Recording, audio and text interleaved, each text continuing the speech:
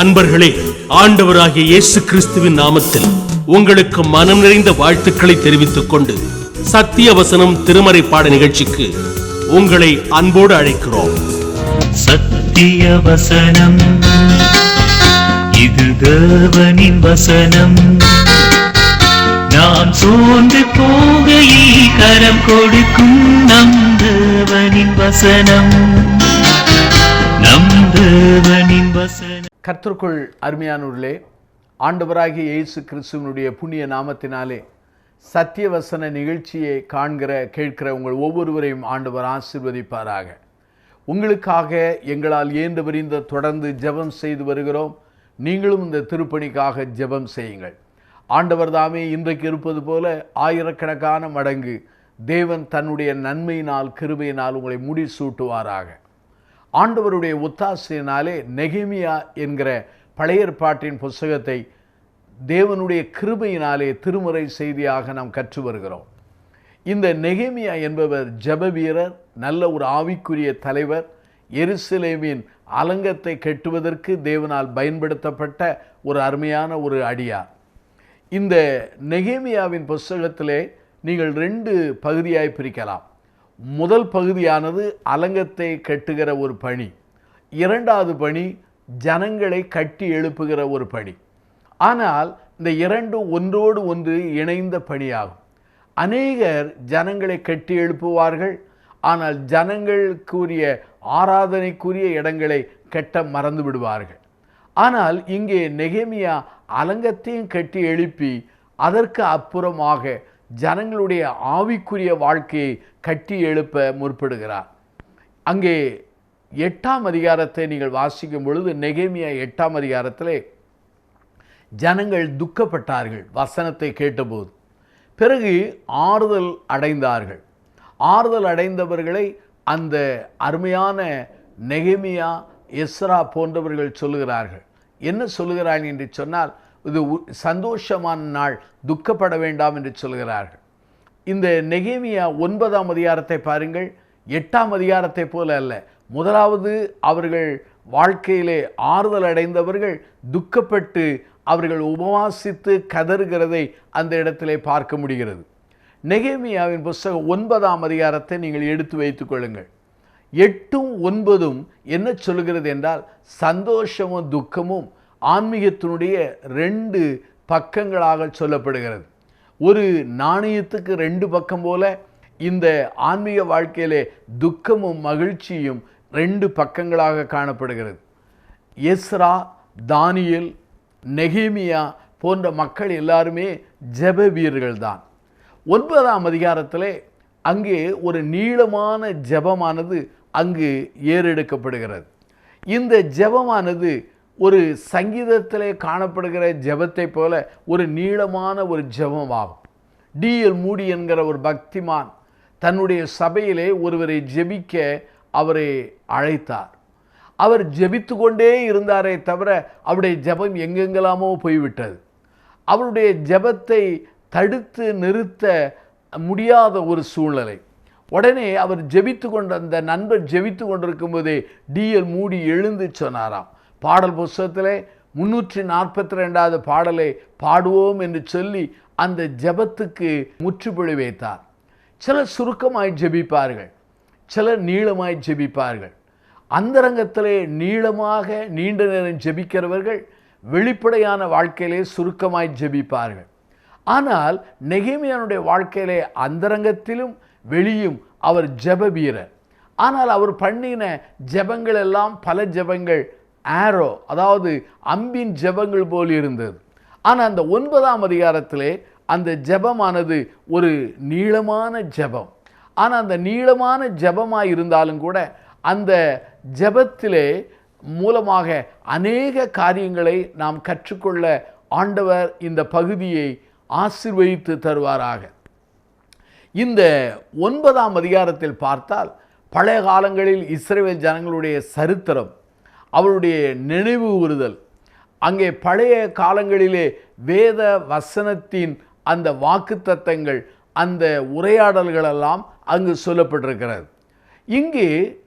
ஜபித்த நெகேமியா வசனங்களை தன்னுடைய உள்ளத்தின் மனதிலிருந்து சொல்லுகிறதை அந்த இடத்திலே நாம் காண முடிகிறது. ஆகவே இந்த ஜெபத்தை நீங்கள் பார்ப்பீர்கள் என்றால், இந்த நீளமான ஜெபத்திலே தேவன் எப்படிப்பட்டவர் என்பதை அந்த ஜெபம் விளக்குகிறது. இரண்டாவதாக, தேவ ஜனங்கள் தங்களுடைய பாவங்களின் தன்மை எப்படிப்பட்டது என்பதை விளக்கி சொல்கிறது. அருமையானவர்களே, நம்முடைய ஜெபங்களிலே தேவன் எப்படிப்பட்டவர் என்பதை உணர வேண்டும். அதே சமயத்தில் நம்முடைய அபாத்திர தன்மையும் அறிந்து கொள்ள வேண்டும்.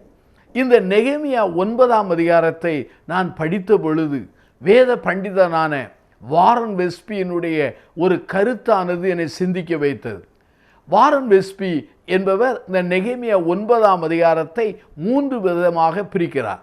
ஒன்று என்ன என்று சொன்னால், நெகேமியா 9ஆம் அதிகாரம் 1 to 6 வசனங்களிலே அவர் சொல்லுகிற ஒரு காரியம் த கிரேட்னஸ் ஆஃப் காட் என்று சொல்கிறார். தேவனுடைய அந்த மகத்துவமான காரியத்தை அவர் விளக்குகிறார்.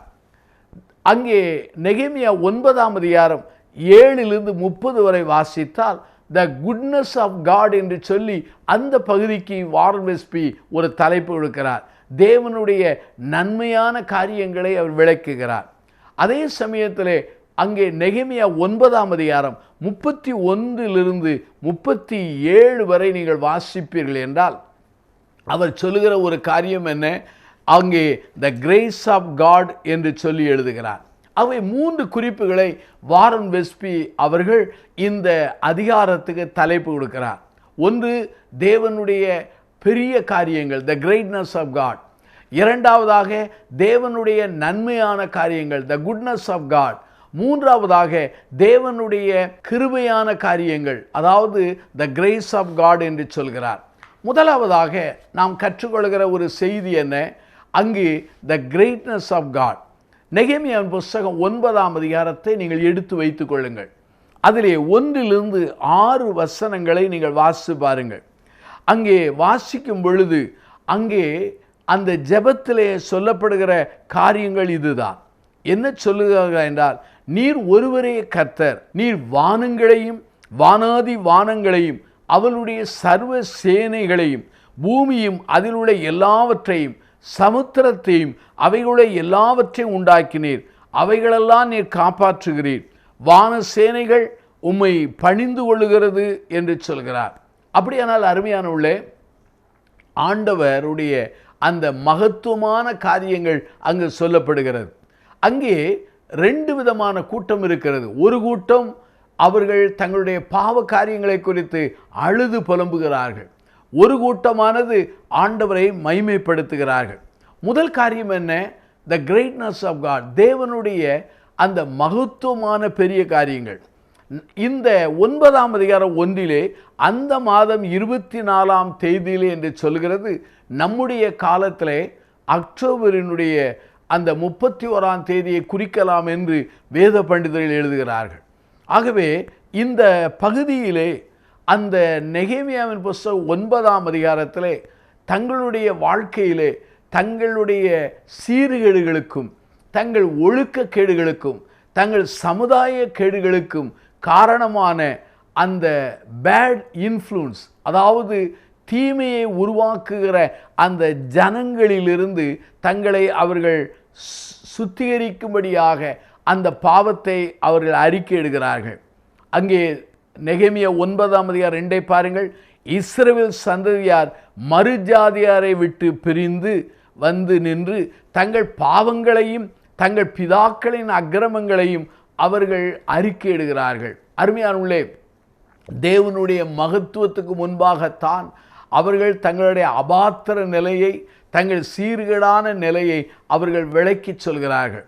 அங்கே நெகேமியாவின் புஸ்தகம் 9ஆம் அதிகாரம் 4 to 5 வரை பாருங்கள். தங்களுடைய வாழ்க்கையிலே அவர்கள் எவ்வாறு அந்த ஆராதனை நடத்தினார்கள் என்றால், ஒரு கூட்ட ஜனங்கள் புலம்பினார்கள், ஒரு கூட்ட ஜனங்கள் பாடலை பாடினார்கள். நம்முடைய ஆண்டவர் மகா பெரியவர், அவருக்கு இணையானவர் இந்த உலகத்திலே யாரும் இல்லை. ராஜாக்களுக்கு மேலானவர், ஒருவேளை ஆன்மீகவாதிகளுக்கு மேலானவர், நம்முடைய சமுதாய தலைவர்களுக்கு மேலானவர், இந்த உலகத்தினுடைய அமைப்புகள், வல்லமைகள் எல்லாவற்றுக்கும் மேலானவர். நம்முடைய ஆண்டவரை குறித்து சொல்லும்போது அவர் அதிபயங்கரமான ஒரு ஆண்டவர் என்று சொல்லப்படுகிறது. ஆகவே த கிரேட்னஸ் ஆஃப் காட். அருமையான சகோதர சகோதரிகளே, ஜெபத்திலே முதலாவது தேவன் மகா பெரியவர் என்பதை, அவருடைய வல்லமை நீங்கள் புரிந்து கொள்ள வேண்டும். இரண்டாவதாக இந்த நெகேமியா 9ஆம் அதிகாரத்திலே த குட்னஸ் ஆஃப் காட், அதாவது தேவனுடைய நன்மையை குறித்து அங்கு சொல்லப்படுகிறது. நெகேமியா 9ஆம் அதிகாரம் அங்கு 7லிருந்து நீங்கள் 30 வாக்கியங்களை வாசித்து பாருங்கள். நீர் என்கிற அந்த வார்த்தையானது 50 தடவை வருகிறது.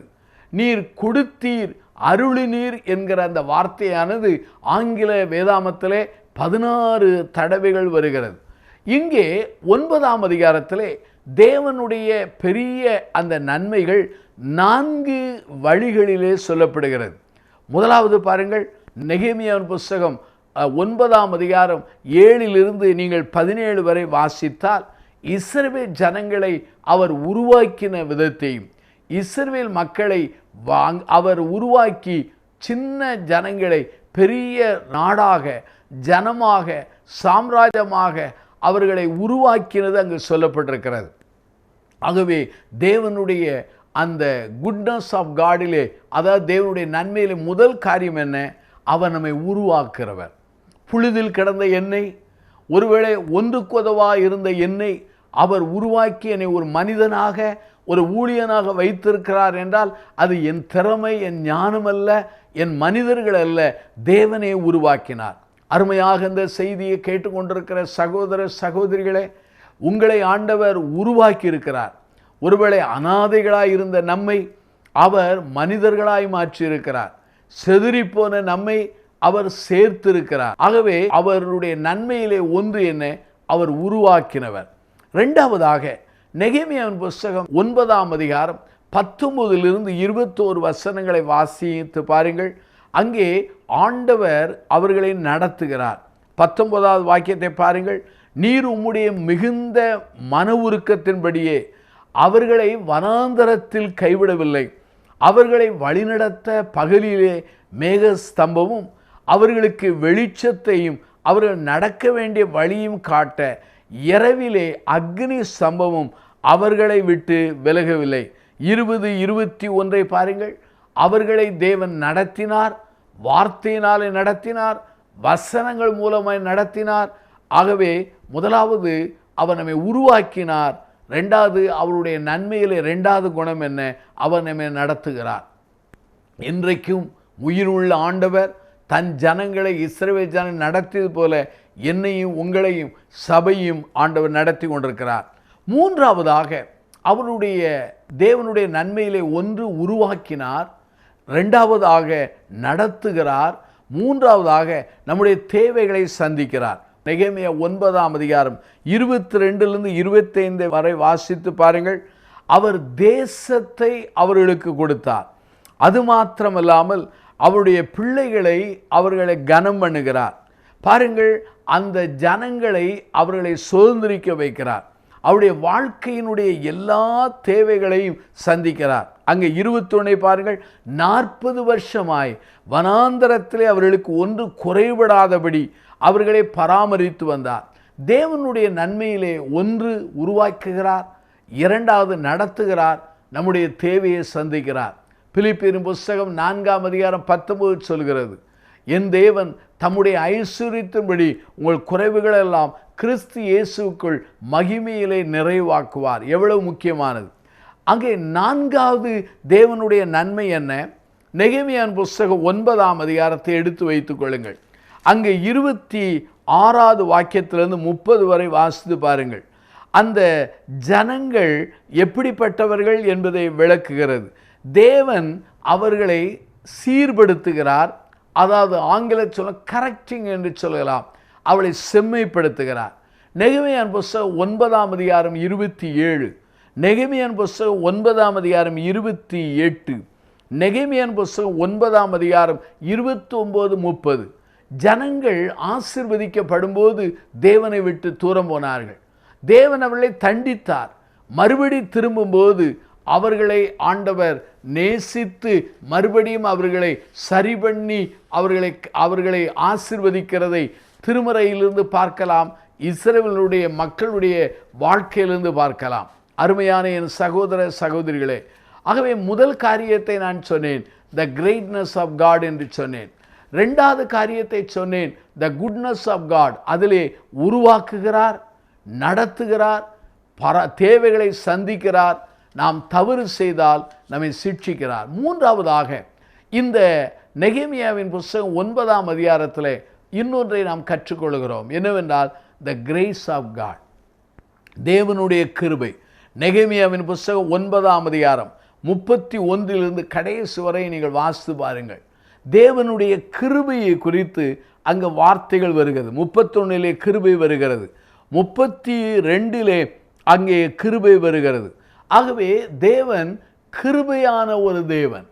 அவருடைய கிருபைக்காக நாம் அவருக்கு நன்றி செலுத்த அழைக்கப்படுகிறோம். கிருபை என்றால் என்ன? தகுதி இல்லாதவனுக்கு தேவன் கொடுக்கிற ஒரு மகா பெரிய ஈவாக சொல்லலாம். ஆகவே இந்த நெகேமியாவின் புத்தகம் 9ஆம் அதிகாரம் 31 வாசித்தால் தேவன் தனிப்பட்ட அளவிலே கொடுத்த கிருபை, அதே சமயத்திலே நடைமுறை வாழ்க்கையிலே கொடுக்கப்பட்ட கிருபை, பொதுவான சமுதாயத்திலே கொடுக்கப்பட்ட அந்த கிருபைகளை எல்லாம் அவர் விளக்குகிறார். இஸ்ரவேல் ஜனங்கள் அவர்கள் தவறு செய்ததினாலே பாபிலோன் சிறையிருப்பு கொண்டு போகப்பட்டார்கள். தேவன் கிருபையாய் இறங்கி மறுபடியுமாக அவர்களை மறுபடியும் எருசலேமுக்கு கொண்டு வந்தார். ராஜாக்களின் கண்களிலே தயவுடைத்து அலங்கத்தையும் ஆலயத்தையும் கட்ட அவர் கிருபை கொடுத்தார். அருமையானுள்ளே, கிருபை நிறைந்த தேவன் தன்னுடைய சொந்த குமாரனாகிய இயேசுவை எனக்கு உங்களுக்கு தந்தருளி அந்த கிருபையின் குமாரனாகிய இயேசுவின் வழியாக என்னையும் உங்களையும் மீட்டு கொண்டார். இன்னைக்கு வரங்கள், ஊழியங்கள், வாய்ப்புகள் எல்லாம் அவர் கொடுத்த கிருபை.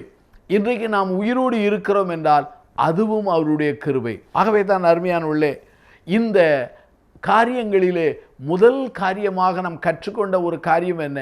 9ஆம் அதிகாரத்திலே தேவனுக்கு இவர்கள் முதலிடம் கொடுத்தார்கள். அந்த முதலிடம் கொடுப்பதற்கு நம்முடைய வாழ்க்கையிலே 3 காரியங்கள் தேவனை குறித்து அறிந்து கொண்டார்கள்.